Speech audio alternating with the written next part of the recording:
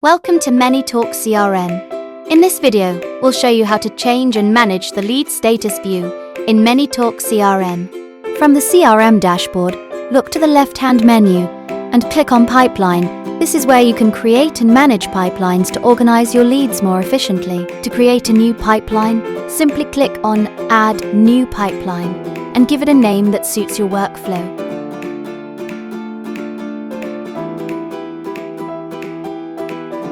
Once the pipeline is created, you can add multiple lead statuses, such as new lead, processing, contacted, approved, converted, or rejected. You can also drag and rearrange these statuses in any order you prefer.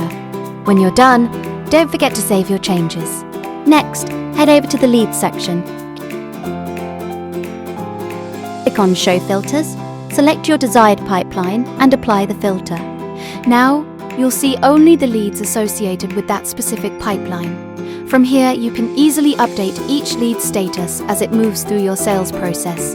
If you ever want to change the status order or view, simply return to the pipeline menu, rearrange the statuses, save, and the updates will instantly reflect in the leads screen. And that's it. You're now ready to manage your leads more effectively with Menetalk CRM. Contact us today.